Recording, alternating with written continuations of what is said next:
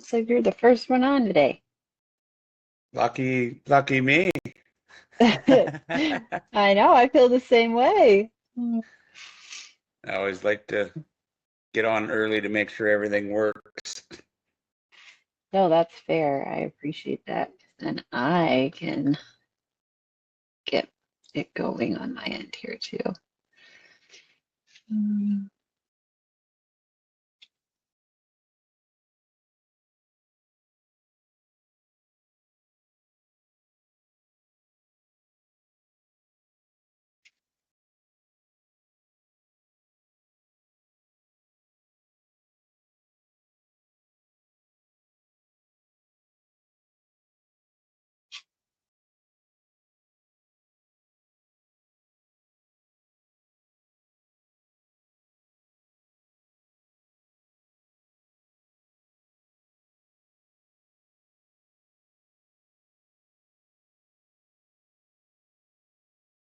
Can you see the presentation?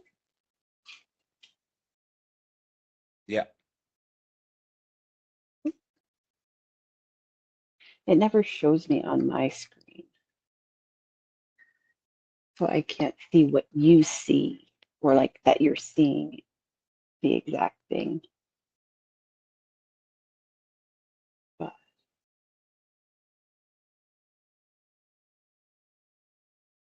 what do you see now?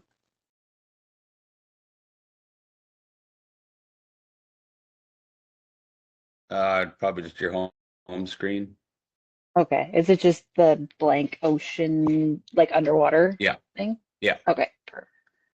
Okay, so now, and now you can see the presentation? Yeah. Perfect.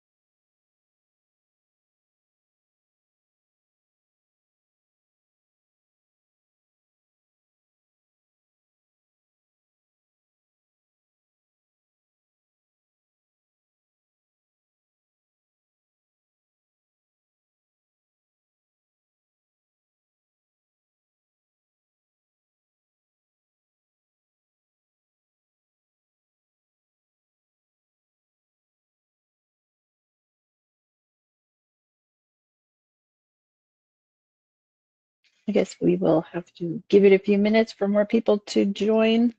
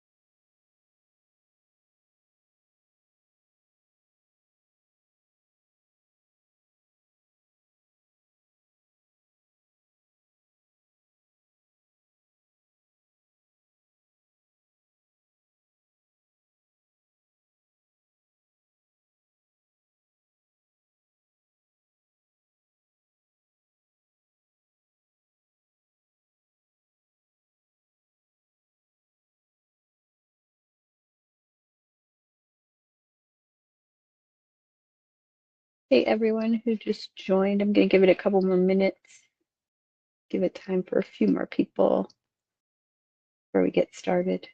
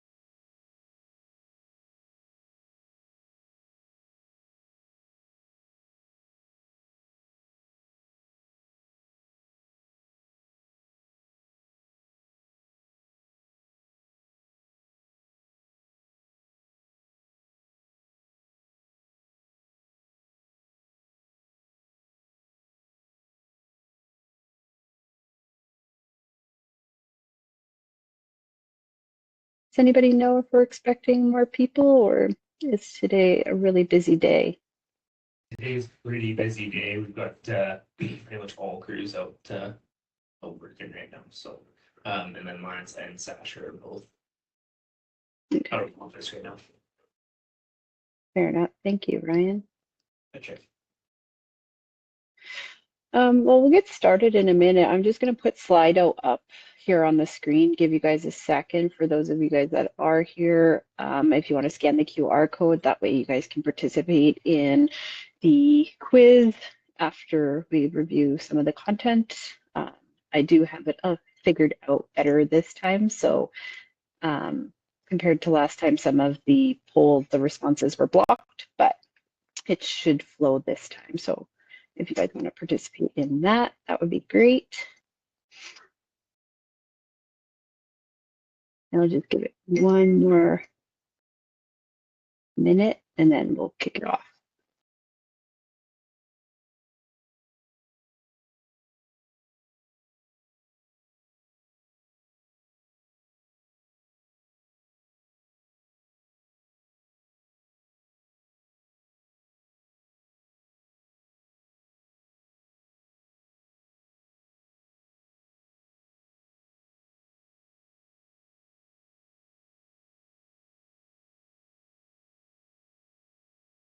Okay, well, we are pretty lean, so we will get started. This is the Slido QR code. It will come up on the other slides, but you guys are able to scan it now. There's no logging in required. It'll take you right to the multiple choice questions that we have after we go through everything.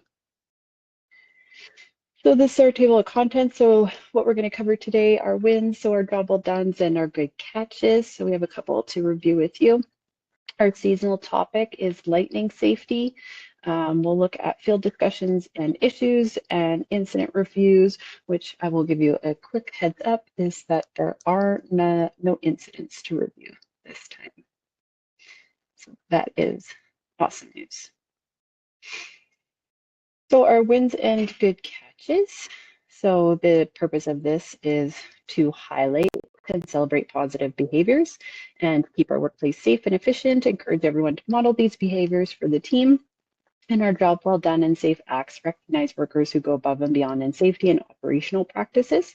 So examples, following proper rigging procedures, asking for spotters in unfamiliar lifts, staying clear of pinch points, as well as other things.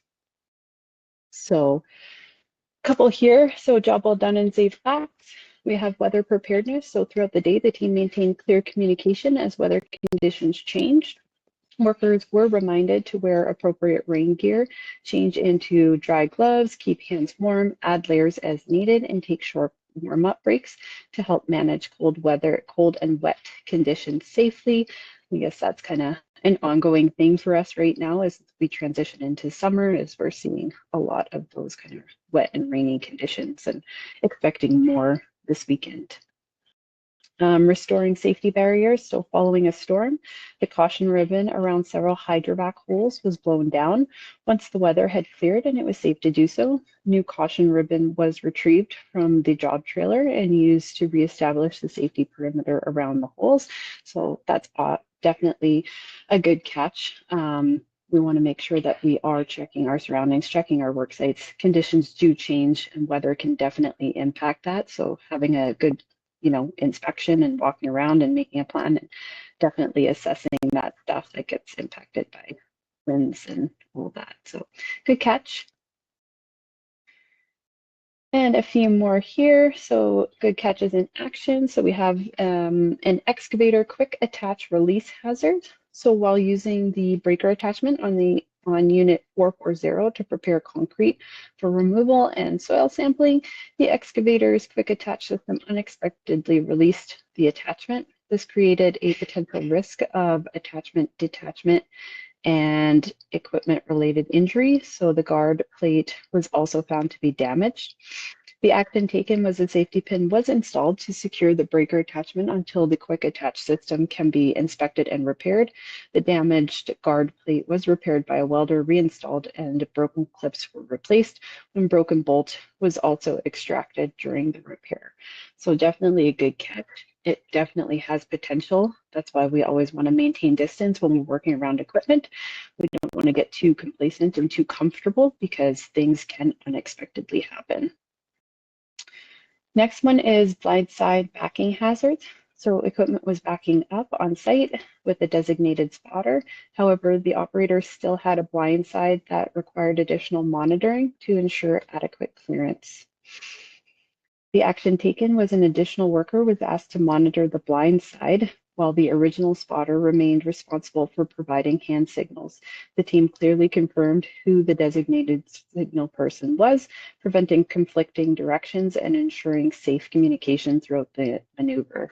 Definitely another great catch is stopping the work, right? Having that conversation, taking the time to get somebody else involved, and then following it up with making sure that everybody was on the same page with the communication and that it was one person giving that direction to the operator. So awesome job there.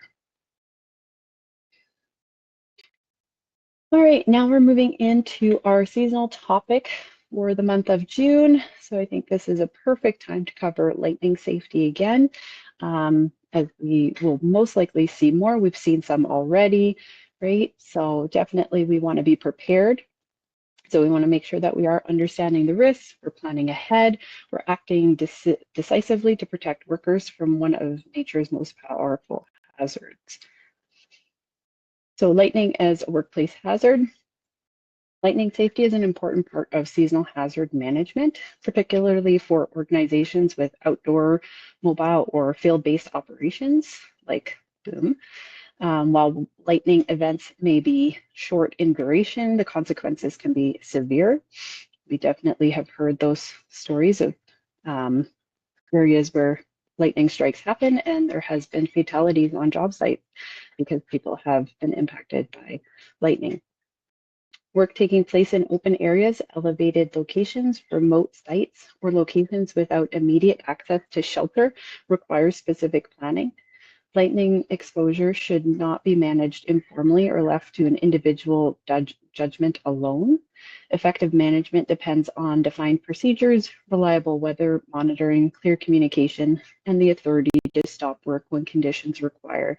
So it's really important for everybody to know the stop work authority, right? But just a protocol for lightning. We don't want to wait till a storm's moving in to suddenly start asking questions on what should we do, where should we take cover, should we stop work? Do we keep going to the last possible minute, or making assumptions like we'll be fine or we can work in whatever, and that kind of thing. So definitely have to have those conversations early, because even if it's not in the original forecast in the morning, they can pop up throughout the day and pass over any work areas that we're in.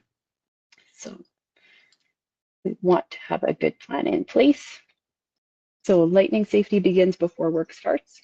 Pre-job planning should include a review of the forecast, the type of work being performed, the location of the work site, and the availability of a suitable shelter.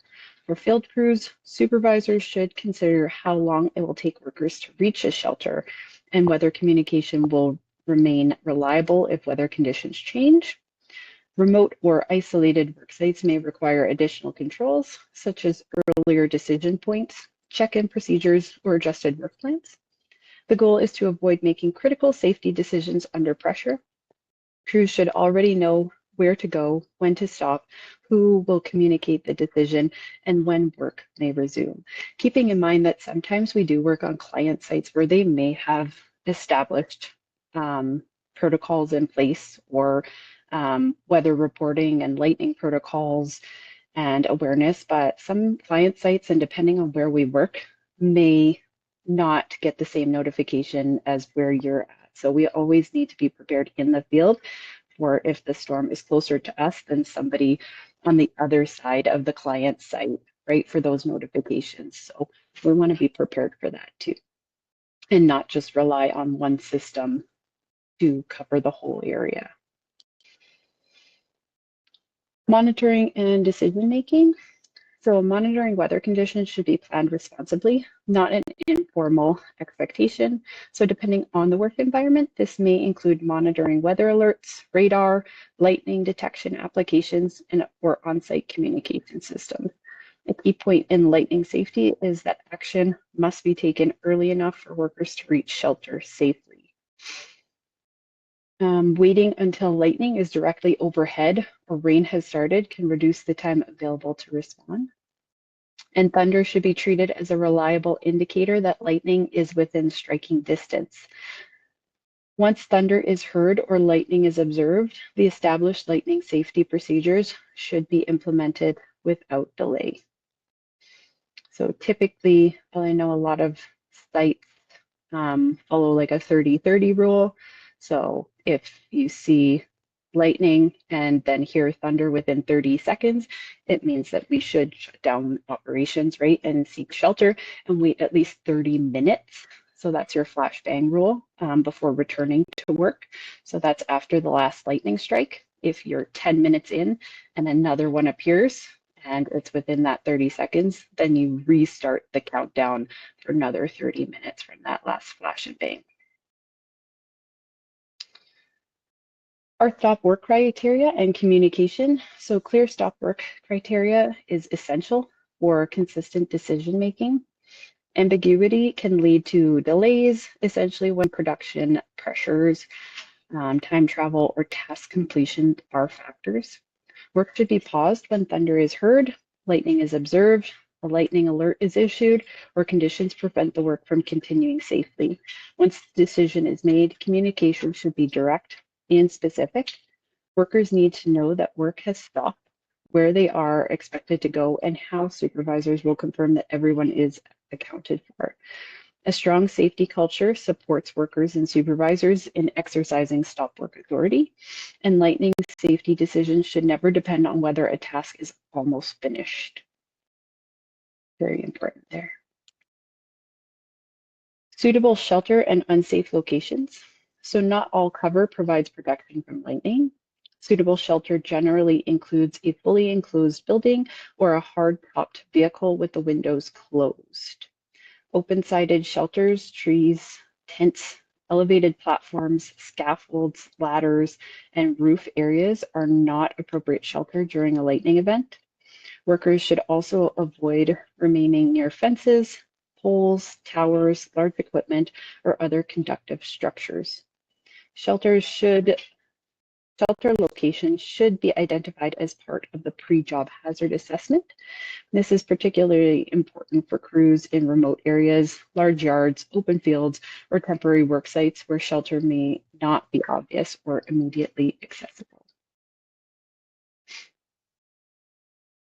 Returning to work safely.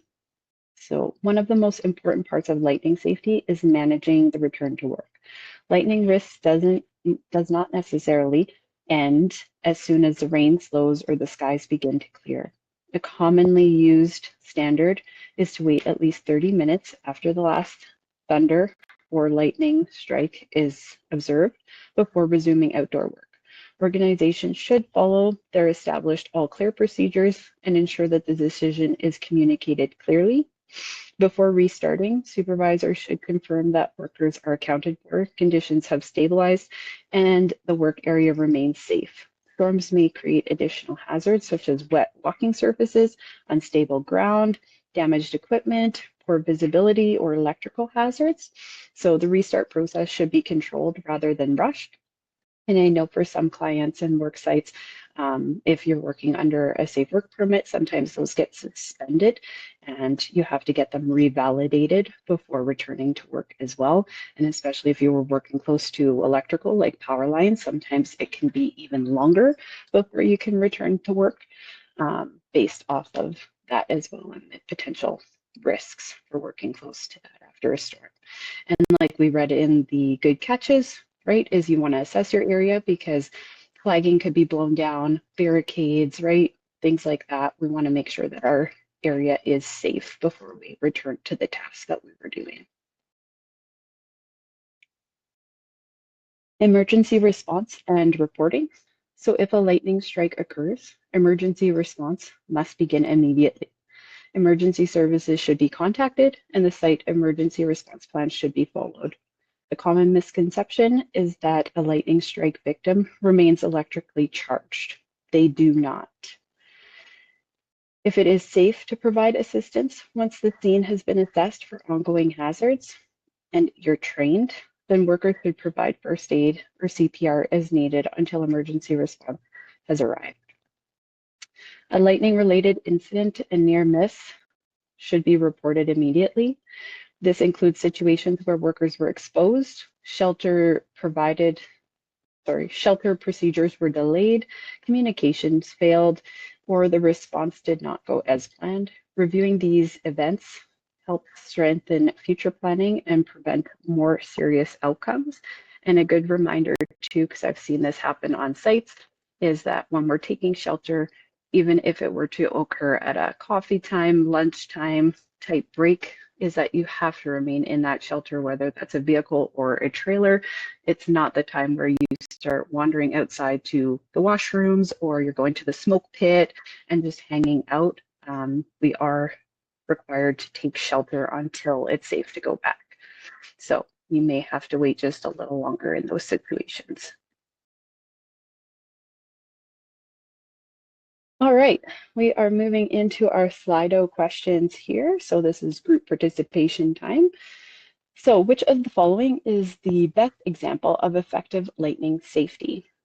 So waiting until the rain begins before deciding to stop work, identifying shelter locations, communication methods, and stop work criteria before work begins, asking workers to use their own judgment without a formal procedure, or continuing work if the storm appears to be moving away.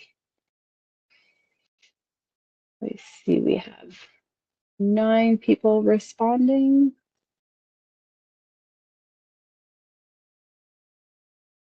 And 100% responses are on B, identifying shelter locations, communication methods, and stop work criteria before work begins.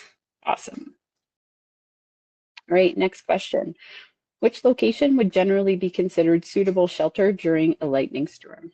A hard-topped vehicle with the windows closed. We definitely want to make sure everything's closed. A tent near the work area. Not ideal, but some people might think so. Under a large tree, I've heard that response more than once, and an open-sided shelter or equipment canopy. What are you guys feeling today? So far, we have 1 person responding, 2 people, 3.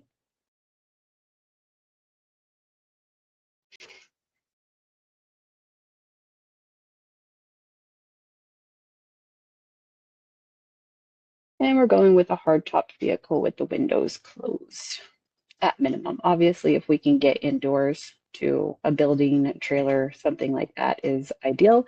But at minimum in remote areas in the fields, a vehicle will be adequate. And last question on this one. So this here requires you guys to type in your responses. So what factors could make lightning safety difficult to manage at a work site? And what controls should be put in place to ensure workers can stop work and reach shelter in time? What do you guys think we should do?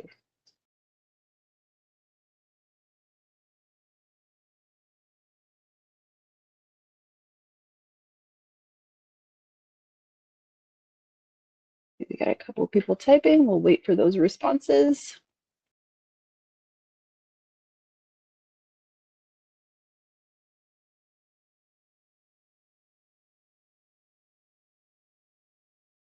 If no responses come through, I'll start picking names that are on the call. This is your safety meeting too. We like participation. Yeah, a fast oncoming storm, administrative control to have a plan in place for stop work. Absolutely, right? So they can move in pretty quick. We don't always plan for them. They're not always in the forecast, depending on our location, right? So we definitely want to know what to do at any given time.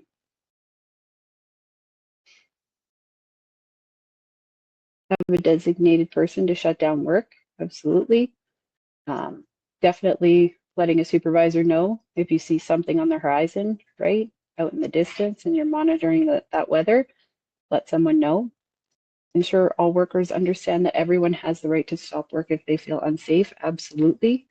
We don't want to just rely on a client site sometimes on their weather systems, depending on where we're working at. So people do have this, everyone has the right to stop work if you see something moving towards you, right? And it doesn't just bring lightning. That is one of the worst hazards in there, but there's high winds. It could be very dusty before the rain comes. There could be hail like we've seen pass through not too long ago, right? Prior planning and communication of safe shelter areas and a route to reach it, absolutely. Do we have vehicles? Are we on foot? How far away? Large work areas with workers spread out in multiple areas. Have radio or cell phone contact with workers or crew leads. Awesome. Yes, we might have people split up in multiple locations and trying to account for everybody, right? We definitely want to have a plan for that and how we're going to contact them. Radio is ideal, obviously, cell phone next, or do we have people going to them in person, but we don't want to put other people at risk either, right? So different ways to communicate. Awesome. Okay, I think we got through all of those responses. Those are all great responses, so thank you for that participation. Now we'll move into so topic 1 here. So these are our field hazards that were brought up. So identifying hazards before work begins. So construction conditions can change quickly due to shifting work scopes, equipment movement, weather, overhead work, and multiple trades working in the same area. Crews must assess the work area before starting and reassess whenever conditions change. Our control measures are to eliminate hazards where possible by relocating materials, isolating energy sources, or changing the work method. Use engineering controls such as guardrails, barricades, trench protection, machine guards, lighting, and even designated walkways, to name a few. Communication and PPE. We want to review the hazards and controls during pre-job meetings, use signage and restricted access areas, and ensure workers have the required PPE. If a hazard cannot be safely controlled, stop work and notify a supervisor before proceeding. So we have another question here. So what should you do if you identify a hazard that cannot be safely controlled? Multiple choice. So we have continue working carefully, stop work and notify your supervisor, wait until the end of your shift to report it, or ask another worker to monitor it. What is the right answer here? I see a few people responding.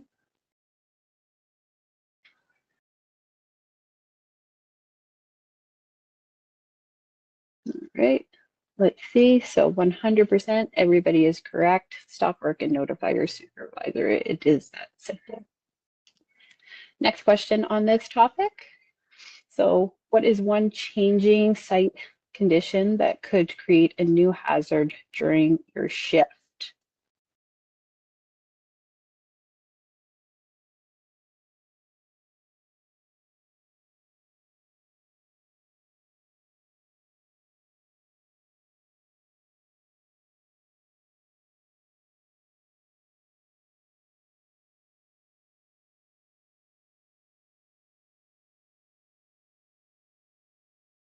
Wind speed and or direction, absolutely.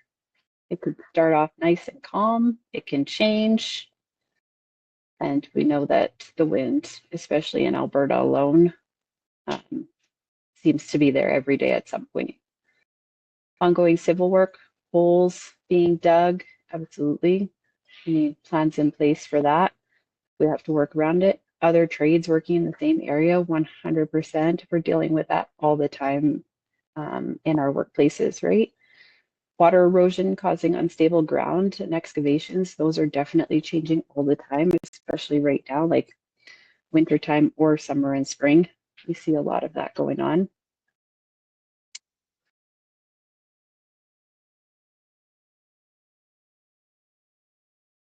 And even with the other trades, they bring in new tools, other equipment, right? So that can also impact our work as well. Great responses, guys. Thank you for that. All right, next topic here. So heat stress and water management. Also great timing to talk about this. So hot weather, physical labor, direct sunlight, and required PPE can increase the risk of hydration, heat exhaustion, and heat stroke. Heat stress can reduce concentration, coordination, and decision making, increasing the likelihood of workplace incidents. Hydration and breaks. Drink water regularly throughout the shift and do not wait until you feel thirsty.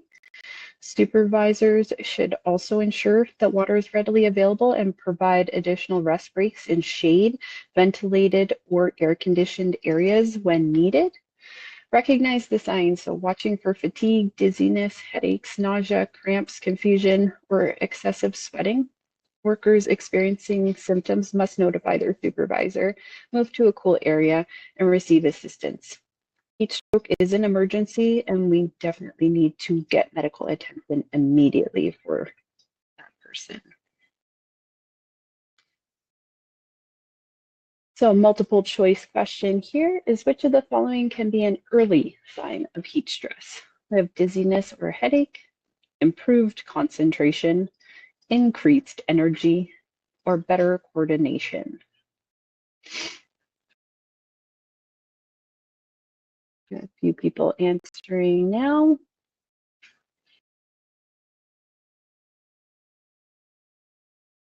Let's see. We are all in agreement, 100% dizziness or headache. Awesome. And next question here, what is the best approach to staying hydrated during hot weather? So we have a poll question. What is the best approach to staying hydrated during the hot weather? Drink water only when you feel thirsty. Drink small amounts of water regularly throughout the shift. Wait until break time to drink water, or drink energy drinks instead of water.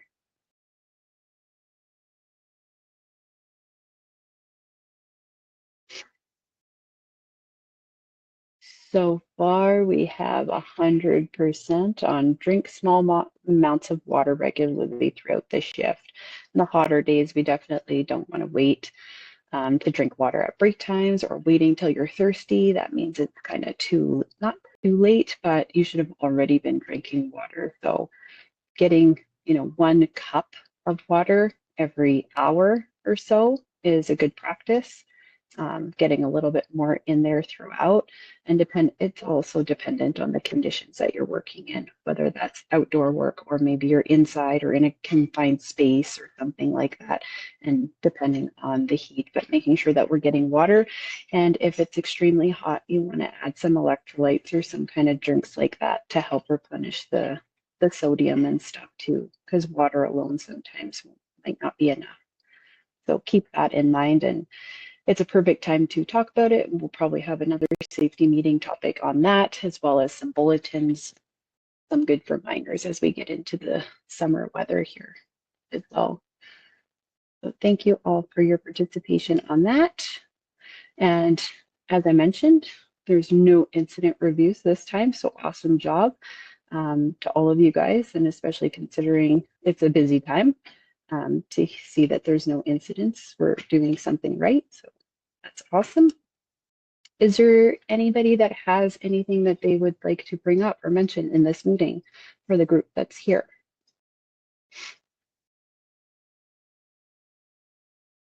Okay, everybody's microphone is still muted. Ken, you don't have anything for us today?